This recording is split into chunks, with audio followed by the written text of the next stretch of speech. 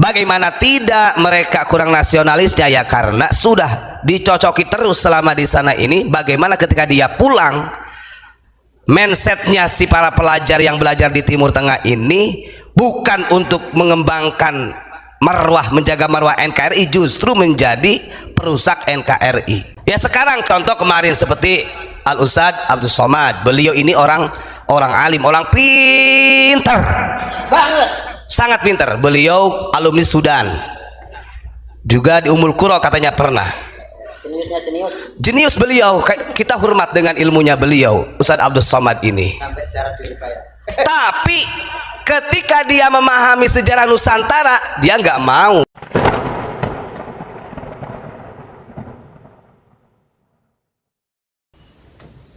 Oke, langsung aja kita mulai.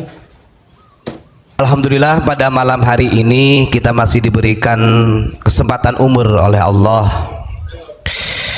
Jadi kalau kita lihat di bangsa kita ini sangat-sangat banyak orang-orang yang memang pandai di dalam hal keilmuan, baik di bidang ilmu Al-Quran, Al-Hadis, tafsir dan lain sebagainya. Apalagi alumni dari Timur Tengah di kita itu. Memang kadang-kadang kalau orang-orang yang mengambil ilmu dari Timur Tengah ketika dia balik ke Indonesia ini ada perubahan yang sangat kuat secara pola pikir dan istilahnya ideologinya. Bagaimana tidak gitu kan. Nah ini Ustadz Mujib juga, beliau salah satu dulu pernah di Riyadh ya, beliau gini-gini juga LC. Tapi ya alhamdulillah enggak, artinya Ustadz Abdul Mujib ketika pulang dari Riyadh ini ya dipertemukan dengan Abu Ya Mama Gufron. Tidak terkontaminasi dengan paham-paham. Begini, kita tahu di Al-Azhar itu ada yang mana lembaga disebut dengan Ikhwanul Muslimin di Mesir itu. Ikhwanul Muslimin ini hebatnya, jadi rektor-rektor ini merekrut dari mahasiswa-mahasiswa para pelajar ini untuk memfundamentaliskan Islam. Dalam sesuatu segala hal harus Islami begitu. Sehingga inilah mulai cikal bakalnya faham-faham radikalisme ini mengakar ke Nusantara, ke berbagai dunia, termasuk khususnya kepada universitas yang ada di kita, kan itu target besar. Sehingga kalau dari alumni-alumni luar gitu kan, mau itu alumni dari Tarim, alumni dari Ummul Qura, kalau sekarang kita samakan mau alumni dari mana sajalah, Al-Azhar itu kalau sudah balik ke Indonesia, anak putra bangsa tersebut itu berkurang, jiwa nasionalis itu berkurang, karena di sana pelajaran-pelajaran yang di sana itu beda seperti yang zaman dulu gitu. Kalau sekarang itu, kalau zaman dulu ya ulama kita masih banyak yang standby di Timur Tengah, artinya sangat-sangat terawasi. Orang kitab saja, kitab karya-karya ulama Nusantara, karya-karya dari para ulama-ulama itu sebelum masuk ke pesantren itu ditasheh dulu. Salah satu di antaranya pentasihnya itu adalah Kiai Haji Ahmad Nahrawi Muhtarom yang diba'alawikan sama Bapak Lutfi bin Yahya. Hapunten sanes teh hormat, hapunten Nah, ini kan sangat ironis ya. Jadi maka kalau sekarang kenapa pesantren-pesantren kadang-kadang yang ada di kita sendiri pun sudah keluar dari pesantren juga nasionalisnya kurang ya, karena memang banyak pendiri-pendiri pesantren yang mengelola ini adalah alumni-alumni dari Timur Tengah. Bagaimana tidak mereka kurang nasionalisnya? Ya karena sudah dicocoki terus selama di sana ini. Bagaimana ketika dia pulang, mindsetnya si para pelajar yang belajar di Timur Tengah ini bukan untuk mengembangkan marwah, menjaga marwah NKRI, justru menjadi perusak NKRI. Kita buktikan dalam segi pakaian saja, stylenya.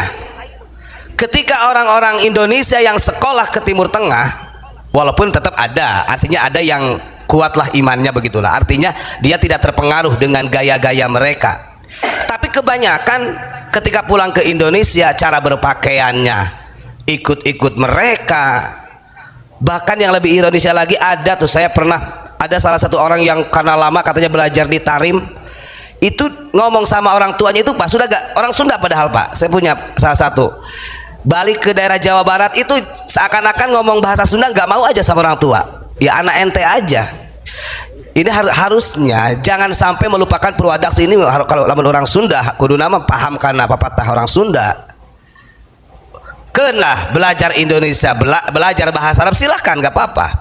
Tapi ketika sampai ke Indonesia, apalagi dengan orang tua, belajar bagaimana mengembalikan bahasa etika kita kepada orang tua. Masa sama orang tua mau manggil ente, anak ente gitu kan? Nah ini ironis sebenarnya. Maka betul kalau kita lihat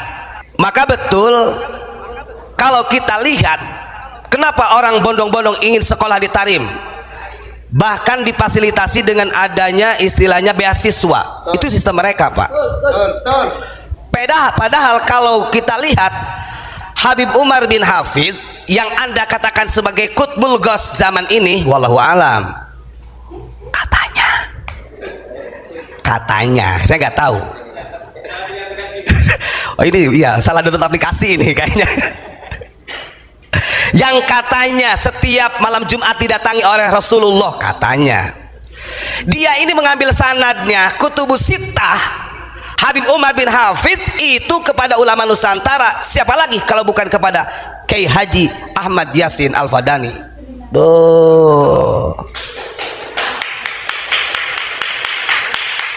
Ayo, siapa saja mau Anda jagokan Fakih Muqaddam yang katanya setara dengan Rasulullah, pret itu bohong. Itu namanya gangguan jiwa, itu namanya salah mendownload aplikasi. Oh, gawenan didatangi malaikat Jibril ya terus. Emang Jibril itu teman kamu? Ini kan terlalu doktrin seperti itu. Kita pernah bersama Ustaz Abdul Muji pernah ngobrol sama salah satu orang alumni dari Tarim katanya. Bahkan Pak, sebenarnya ada tawaran juga ke Unik kalau mau ke Tarim, pernah ngobrol sama Mujib juga nih. Cuma kita gak berani ngomong sama Abah, karena sama Abah paling ditempeleng sama Abu ya. Kalau mau ke Tarim ini saya bisa berangkatkan melalui jalur Solo katanya. Ini beasiswa. Dipikir-pikir, oh bener ya, cara mereka memang luar biasa merekrut para santri putra bangsa ini, sengaja dibiasiswakan, iya dibiayai. Tujuannya ketika pulang dari Tarim ini nanti akan menjadi perusak NKRI. Sok buktikan saja kalau bukan jadi perusak. Ini banyak ya. Sekarang contoh kemarin seperti Al Ustadz Abdul Somad, beliau ini orang alim, orang pintar, sangat pintar. Beliau alumni Sudan, juga di Ummul Qura katanya pernah. Jenius beliau, kita hormat dengan ilmunya beliau, Ustadz Abdul Somad ini. Tapi ketika dia memahami sejarah Nusantara, dia nggak mau bertanya dulu, mengkaji dulu, bertanya dulu, observasi dulu dengan orang-orang pelaku sejarah yang punya manuskrip sejarah yang betul-betul tentang Nusantara. Nggak mau dia. Sehingga keluarlah dari mulutnya Ustadz Abdul Somad, kalau tidak ada habaib, Indonesia masih dijajah Belanda. Oh, justru kalau tidak Anda campur tangan habaib, kalau tidak ada mufti Batavia pada waktu itu dan anak buahnya, justru pemerintahan Hindia Belanda sudah hengkang lebih duluan itu. Karena kuatnya itu karena ada dari klan Ba'alawi yang direkrut di pemerintahan Hindia Belanda. Itu sejarah nyata loh. Masa mau kita buka lagi manuskripnya? Bagaimana ketika Habib Ismail Al-Attas, ketika dia diperintahkan oleh Mufti Batavia membacakan doa untuk Ratu Hilmina di regensinya Pasuruan dan Malang, orang Indonesia amin-amin saja karena bahasa Arab dikiranya doa, padahal mendoakan Ratu Hilmina. Khianat itu.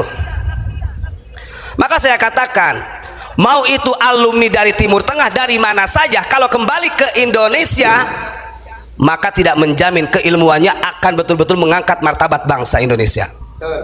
Gak menjamin.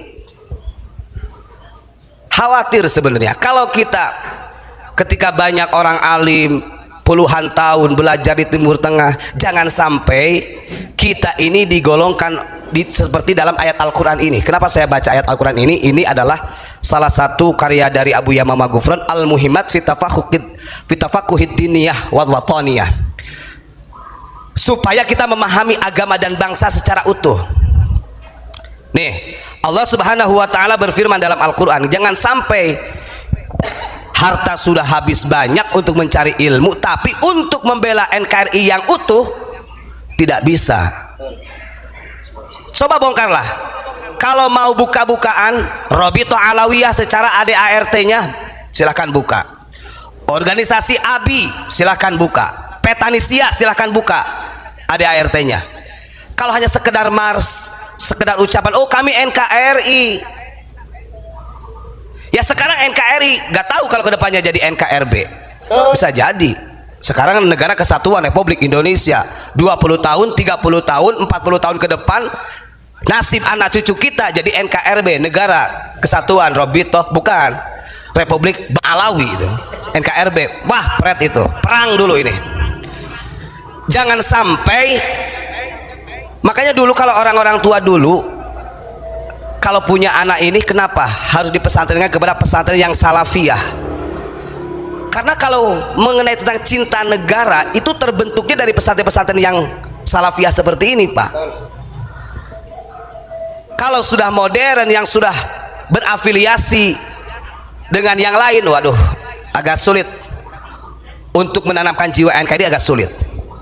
Nih, ini ayat buat kita semua nih. Dalam Al-Quran Allah Subhanahu wa ta'ala berfirman, ya kalau ini ya buat siapa saja, buat UAS ya bisa, buat siapa saja lah.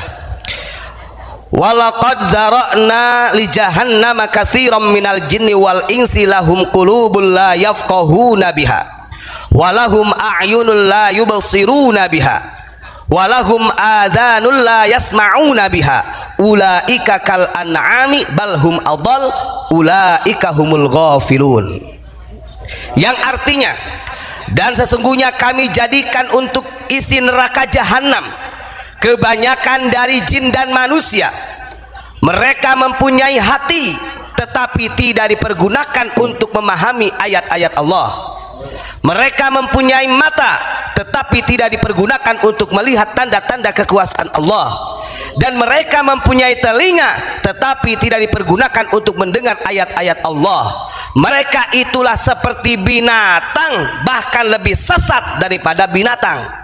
Ulaika humul ghafilun, mereka itulah orang-orang yang lalai. Duh, jangan sampai kita punya ilmu disia-siakan. Saya yakin, maka saya katakan orang-orang yang di media ini wah pinter-pinter, para muhibin yang membela sedemikian rupa, yang membela paduka-padukanya itu orang-orang pinter. Ya jebolan pesantren, mereka juga belajar di universitas. Tapi kenapa menafikan perjuangan nenek moyang kita yang tumpah darah untuk memerdekakan Indonesia, yang jelas-jelas ternyata tercatat di dalam sejarah bahwa Ba'alawi ini dibawa oleh Belanda untuk memusuhi dari duriyah-duriyah Wali Songo. Buka sejarah, banyak sesepuh di kita itu yang megang sejarah ini. Harusnya orang-orang yang belajar di Timur Tengah jangan merasa cukup ilmu Anda di sana. Kalau kita lihat sanad ilmu itu yang dipegang oleh ulama Nusantara, itu sanadnya itu intisab kepada Rasulullah. Sampai manhaj Syafi'i saja itu sampai kepada ulama kita. Ya buat apa kalau istilahnya hanya membanggakan dari ajaran-ajaran mereka, yang mereka justru tidak membela NKRI secara paripurna. Kita nggak terasa, gaya pakaian sudah dirubah, cara ngomong aja sudah dirubah. Kemarin waktu di Bandung itu ada yang ngancam ke Pak Mujib, ente jangan macam-macam sama aneh katanya. Wah, kita katakan saya bukan ente, saya itu aing gitu lah. Aduh, karena mereka bisanya begitu, kalau nggak mencaci, mengancam. Karena nggak punya data, nggak punya ilmiah. Saya sudah gembar-gembor dari beberapa bulan yang lalu. Silakan beranitah istilahnya mengkanter dari data yang sudah kita sampaikan, baik itu pembelokan sejarahnya, pemalsuan daripada silsilah thariqah yang dibikin oleh Habib Lutfi. Kalau memang merasa itu salah, benarin dong.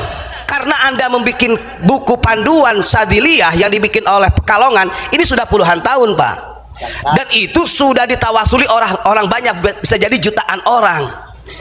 Sementara tawasulnya salah, silsilahnya salah karena dihabaibkan, padahal itu orang Nusantara. Rubah dong, kan punya santri. Ya, kalau tidak bisa merubah dengan sendiri. Oke semuanya, mungkin video kali ini cukup di sini dulu saja. Jangan lupa di like, komen, dan subscribe. Dan sampai jumpa di video selanjutnya.